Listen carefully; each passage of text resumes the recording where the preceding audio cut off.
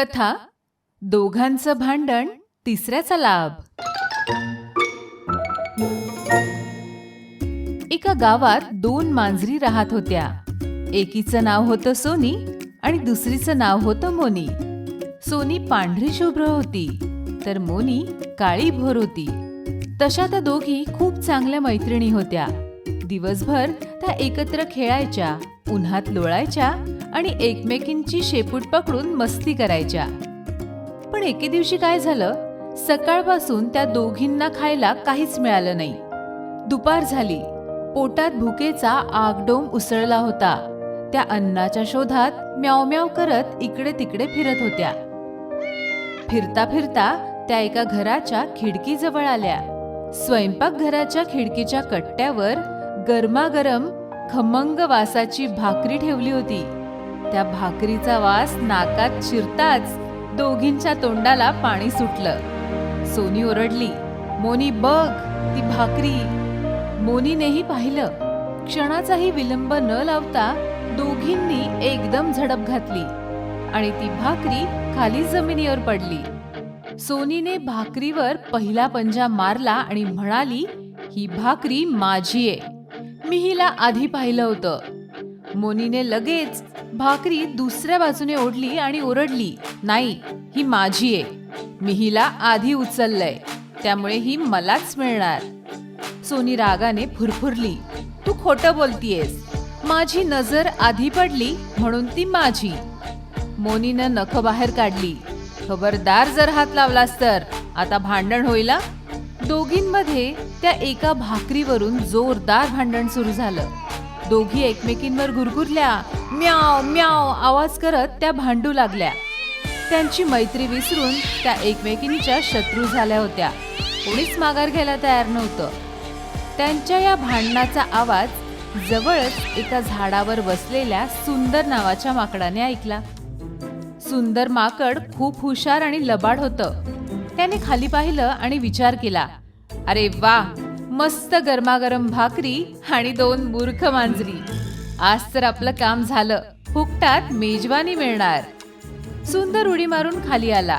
त्याने अतिशय भोळा चेहरा केला आणि म्हणाला, अरे रे सोनीताई, मोनीताई, तुम्ही अशा का भांडताय? तुम्ही तर बहिणीसारख्या आहात ना?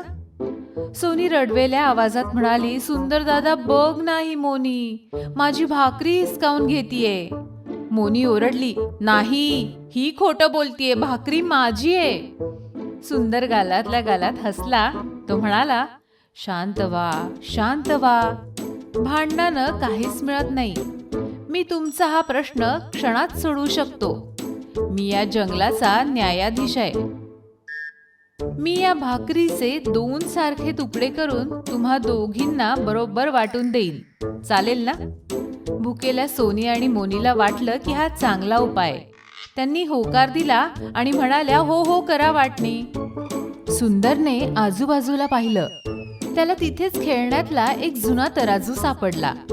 त्याने ती भाकरी घेतली आणि तिचे 2 तुकडे केले. पण लबाडी म्हणजे त्याने मुद्दाम एक तुकडा मोठा आणि एक तुकडा लहान केला. त्याने तराजूच्या एका पारड्यात एक तुकडा आणि दुसऱ्या पारड्यात दुसरा तुकडा टाकला. साहजिकच ज्या बाजूला मोठा तुकडा होता ते पारडं खाली झुकलं. सुंदर चिंतेचं नाटक करत म्हणाला, अरे रे बघा, हे पारडं जड झालं. ह्यात भाकरी जास्त आहे. थांबा, मी हे बरोबर करतो. असं म्हणून त्याने त्या जड तुकड्यातून एक मोठा लचका तोडला आणि चप चप चप करत मजेत खाऊन टाकला. आता काय झालं, ज्या पारड्यातून त्यानं खाल्लं ते पारडं आता हलकं झालं आणि त्याच्यामुळे दुसरं पारडं खाली झुकलं. सुंदरनी डोळे मोठे केले. अरे देवा, आता ही बाजू जड झाली. काही काळजी करू नका, मी हे पण बरोबर करतो.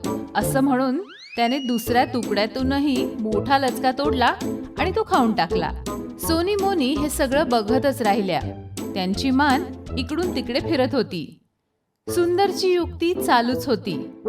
ह्या बाजूला जास्त, आता त्या बाजूला जास्त.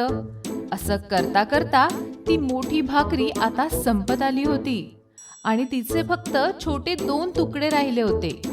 सोनी आणि मोनीला आता संशय आला. त्यांची भूक वाढली होती आणि भाकरी गायब होत होती. सोनी घाबरून म्हणाली, सुंदर दादा आता बास कर. जी उरली आहे ती आम्हाला देऊन टाक, आम्ही वाटून घेऊ. सुंदरने उरलेल्या त्या 2 लहान तुकड्यांकडे पाहिलं आणि म्हणाला, काय देऊन टाकू?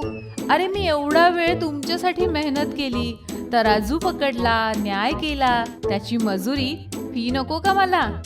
हे उरलेले 2 तुकडे माझी फी आहे. असं म्हणून सुंदरने ते 2ही तुकडे पटकन तोंडात टाकले आणि खदाखदा हसत पुन्हा झाडावर पळून गेला. बिचारी सोनी आणि बिचारी मोनी, त्यांच्या समोर त्यांची भाकरी एका तिसऱ्यानेच फस्त केली होती. भांडणाच्या नादात त्यांना अन्नाचा एकही कण मिळाला नाही. त्या दोघी एकमेकींकडे बघत ओशाळल्या. त्यांना त्यांची चूक समजली की आपण जर आपसात भांडलो नसतो आणि समजुतीने अर्धी भाकरी खाल्ली असती तर आज आपण उपाशी राहिलो नसतो. त्या दिवशी त्यांनी ठरवलं की यापुढे कधीही भांडायचं नाही.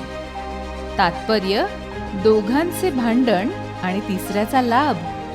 आपापसातल्या भांडणाने नेहमी आपलेच नुकसान होते आणि बाहेरचा माणूस त्याचा फायदा घेतो. अजून अशा छान छान गोष्टी ऐकण्यासाठी ऐकत रहा कथा. आणि हो, लाईक, सबस्क्राईब आणि शेअर करायला विसरू नका.